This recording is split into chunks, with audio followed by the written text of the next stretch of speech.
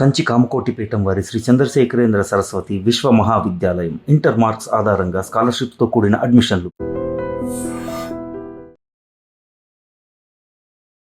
Hello views, welcome to iDream media. Vizianagaram జిల్లా బొబ్బిలి నియోజకవర్గం తెర్ల మండలం జగన్నాథ వలసలో విషాదం చోటు చేసుకుంది.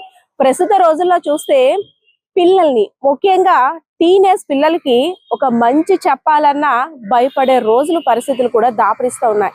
ఎందుకంటే ఏ మంచికి చెప్పినా సరే వాళ్ళు ఎలా స్వీకరిస్తున్నారో కూడా అర్థం కావట్లేదు. సో రీసెంట్ గా అలాంటి సంఘటనే తల్లిదండ్రులు ఫోన్ చూడడం మానేసి చక్కగా చదువుకోమ్మా అంటూ తమ యొక్క చిన్న కుమార్తెకి 4 మంచి మాటలు చెప్పారు. పాపం అదేనేమో, ఆ 4 మంచి మాటలు చెప్పడమేనేమో ఆ తల్లిదండ్రులకి గర్భ శోకాన్ని మిగిల్చింది. రేయి పగలు కష్టపడి వ్యవసాయాన్నే నమ్ముకొని రెక్కలు ముక్కలు చేసుకొని 2 కూతుర్లు కూడా అల్లారు ముద్దుగా చూసుకుంటూ వారిని మంచి చదువులు చదివించి ఉన్నత స్థానంలో చూడాలని ఏ తల్లిదండ్రులు కలగన్నారు చెప్పండి? అది ఒక తప్ప? అది ఒక నేరమా? అలా కలగండం కూడా ఒక శాపమా?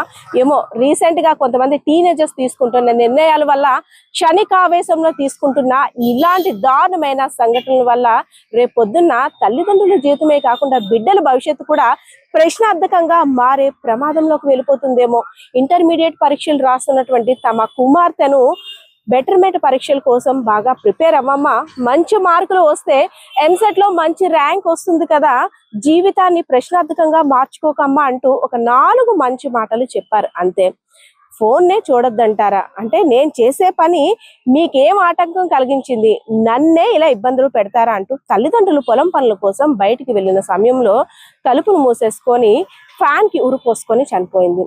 తమ కార్యక్రమాలన్నీ ముగించుకొని ఇంటికి వచ్చి చూసేసరికి విగత జీవిగా తమ కుమార్తె ఫ్యాన్ కు వేలాడుతుంటే ఆ తల్లిదండ్రులు గుండెలు అలా అలసిపోయాయి. ఎందుకంటే చిన్నతనం కొట్టి చెప్పడానిక మా కడుపున పుట్టిన పిల్లల్ని మేము కొట్టలేం. ఎంత మంచిగా చెప్పినా సరే మీరు స్వీకరిస్తున్న విధానం ఇలా ఉందా?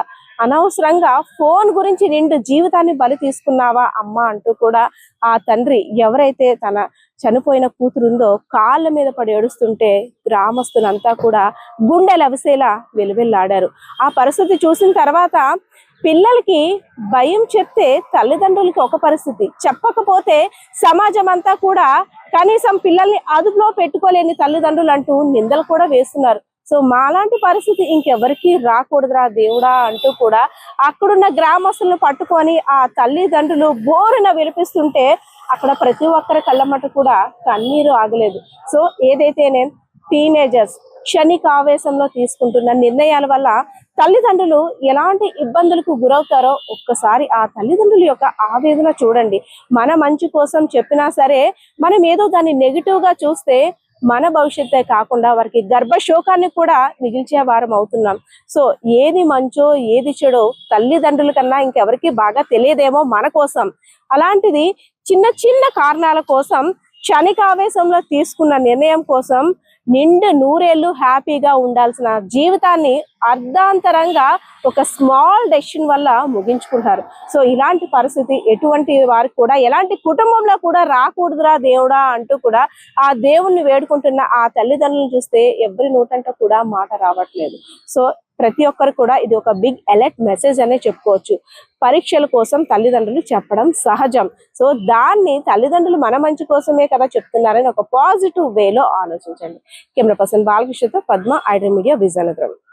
నేను వ్యవసాయం చేస్తాను, చదువుకుంటుంది. ఇంటర్ అయింది. ఇంటర్ ఇంకో పరీక్ష రాయడానికి ఇది అవుతుంది, ప్రిపేర్ అవుతుంది. ఇంకా 4 రోజులే పరీక్షలు ఉన్నాయి కదా, ఇంకా చదువుతానమ్మా, 350 తెచ్చుకుంటాను అన్నాను. 350 తెచ్చుకొని చదువుకమ్మ, చక్కగా చదువుకుని అంత చదివిస్తాను అన్నాను. ఈలోపు పొలంకి వెళ్ళాలి కదా, నేను ఫోన్ పట్టుకుని వెళ్ళిపోతాను అన్నాను. మరి చదువుకోమంటలో ఫోన్ పట్టుకెళ్ళిపోతే అలాగా, ఫోన్ కావాలి అన్నాను.